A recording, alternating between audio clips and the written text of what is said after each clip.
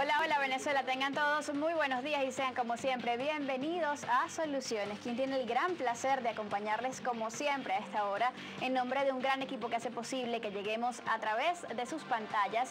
Natalie Vitesnik. Determinados síntomas como problemas de audición en el habla, en la visión, digamos un poco de urticaria, vómitos, entre otros, suelen definir lo que se conoce como el envenenamiento por mercurio. Esto es quizás un poco más frecuente de lo que nosotros pensamos. Se estima que en el mundo el 75% de las emisiones de mercurio son causadas por la actividad humana. Pero ¿cuál es la realidad en este sentido en nuestro país? ¿De qué tan cerca estamos de tener contacto con el mercurio? ¿Qué puede producir esto en nuestro organismo? Y sobre todo, ¿cómo podemos prevenir o evitar toda la serie de consecuencias negativas que el contacto con este metal natural puede generar? De eso vamos a estar hablando el día de hoy acá en Soluciones. Sean todos bienvenidos y desde ya les invitamos a que participen con nosotros a través de nuestra cuenta en Twitter @solucionesgb, hoy con el hashtag o la etiqueta Mercurio. Bienvenidos una vez más.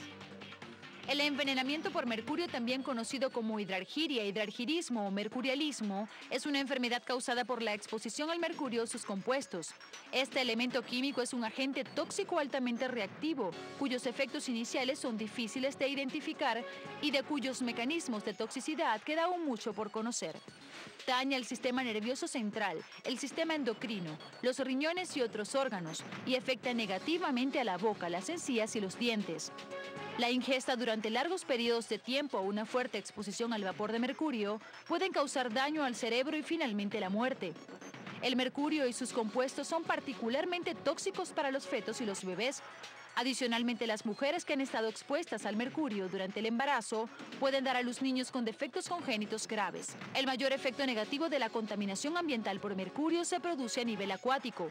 Debido a que el metilmercurio, toxina muy potente para el pescado, con el tiempo se acumula en la vida acuática en concentraciones y niveles más elevados. Al ir remontando la cadena alimentaria, las dosis medidas en los depredadores van por consiguiente en aumento. El envenenamiento por mercurio puede ser prevenido o minimizado, eliminando o reduciendo la exposición al mercurio y sus compuestos. Por eso muchos gobiernos y grupos privados han realizado esfuerzos para regular en gran medida el uso de mercurio o hacer avisos acerca de su uso. Venezuela no escapa de esta problemática, por eso hoy dedicaremos este espacio a buscar soluciones en esta materia. Y es que es tan importante este tema porque hoy por hoy podemos encontrar el mercurio en algunos productos cosméticos, en los alimentos, en el agua, incluso hasta en el aire que respiramos. Y justamente para indagar acerca de la importancia de conocer sobre este tema, nos acompañan el día de hoy dos personas que han trabajado durante mucho tiempo en causas proambientalistas y que se han vinculado bastante con este tema. Una de ellas es María Eugenia Gil Vergés, que ella es directora de comunicación de la Fundación Agua Clara. Esta es una fundación básicamente dedicada a mejorar la calidad de vida y todo lo que tiene que ver con el aspecto educativo para la preservación del medio ambiente, y también lo hacen a través de la vinculación que tienen con otras organizaciones. ¿Cómo estás, María Eugenia? Buenos días. Muchísimas gracias por este espacio, muchísimas gracias por preocuparte por el salud de la gente y bueno, y por permitirnos estar acá y compartir también nuestras preocupaciones, básicamente. Así es, que son las de todos. Ahora también nos acompaña el señor Antonio Machado. Él es profesor de Biología de la Universidad Central de Venezuela, además secretario académico de la Academia de Ciencias Físicas, Matemáticas y Naturales. ¿Cómo está? Buenos días y muchas gracias por la invitación, Natalia, y por supuesto, igual que la profesora María Eugenia Gilberto, es preocupado por la situación del mercurio en el país y cómo podemos dar Así es. no solamente información, educación y cómo solucionar este problema. Así es que es un tema pues fundamental y que definitivamente algo de lo que ninguna persona está exenta en Venezuela y en el mundo. Vamos a comenzar un poco definiendo el tema. ¿Qué es el mercurio y por qué solemos alarmarnos tanto cuando escuchamos de él? María Eugenia, buenos días, de nuevo. Bueno, mira, primero hay muchísima desinformación. La gente cree que porque el mercurio es un elemento natural, pues bueno, es natural, no hace daño.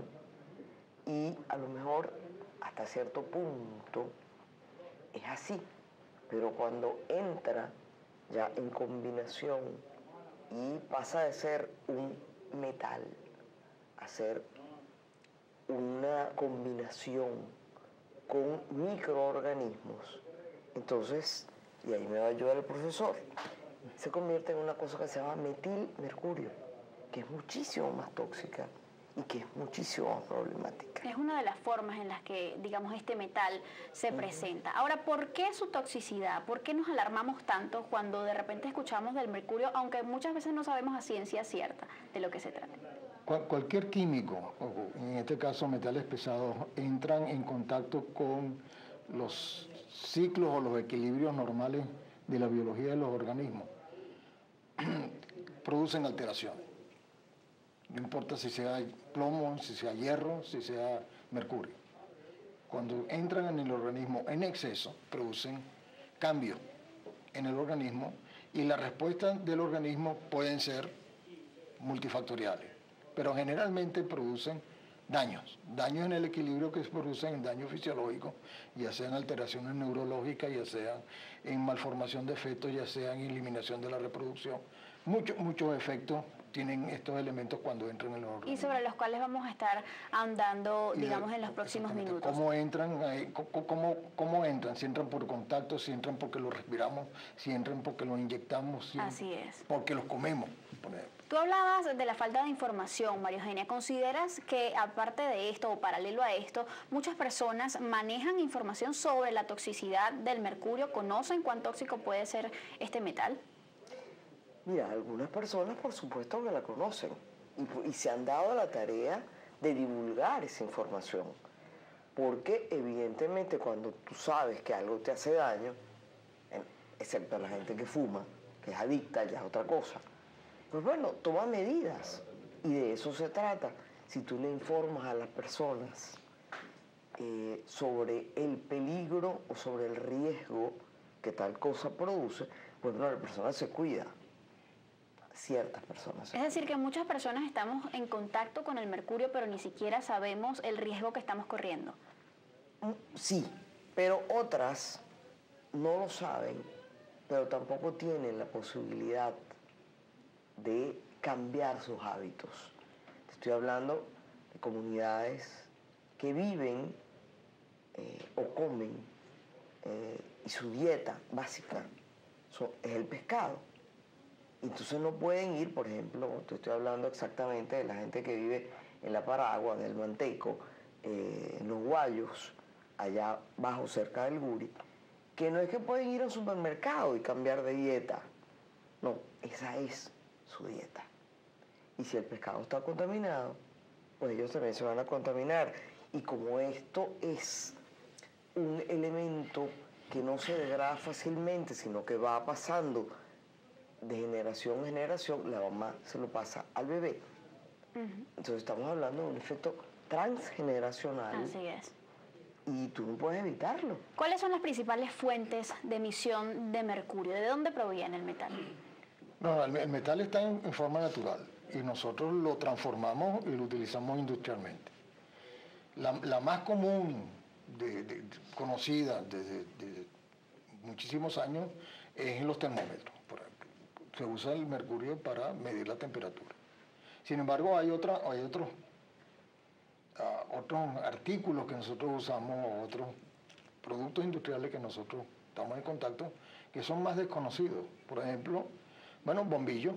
Ahora los conocemos mucho porque los llamamos bombillos ahorradores, pero la principal fuente de luminosidad de ese bombillo ahorrador es mercurio.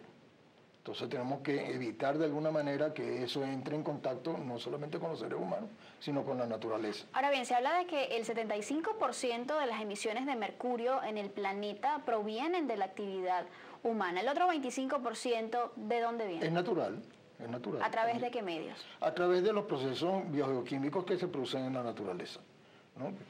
Normales.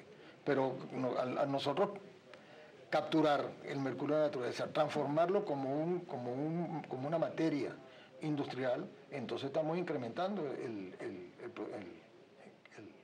las emisiones o el contacto del mercurio con la naturaleza.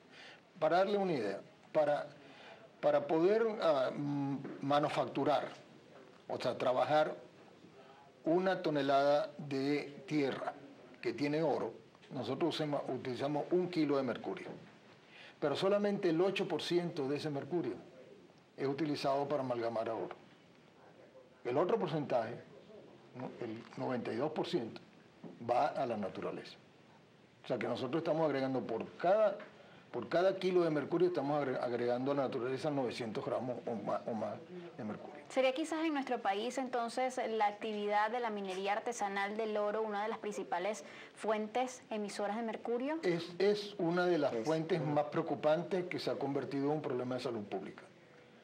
Ahora bien, ¿en qué estados puede presentarse este metal, Antonio? ¿En qué estado? ¿En qué estados? ¿De qué formas?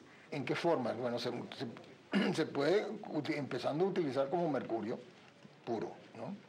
Lo que llaman el azobe, lo que conocen. Ese es agregado para amalgamar el oro, el residuo va a la tierra o al agua y los microorganismos en la tierra y el agua lo transforman por oxidación en metilmercurio. Este metilmercurio es el que es altamente tóxico.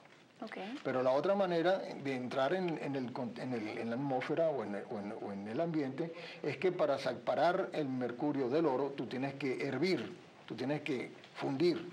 Ese mercurio, como el mercurio tiene diferencia de fusión del oro, se evapora el mercurio y ahí es donde uno puede estar respirándolo permanentemente. Importante además conocer, digamos, a través de qué vías o si es cierto que el mayor o menor contacto o exposición que se tenga al mercurio influye también en los efectos colaterales que esto pueda generar en el organismo. Y de eso vamos a estar hablando más adelante. Amigos, les recordamos que pueden participar con nosotros el día de hoy a través de nuestra cuenta en Twitter, @solucionesgb, utilizando el hashtag o la etiqueta Mercurio. Hacemos nuestra primera pausa, ya venimos.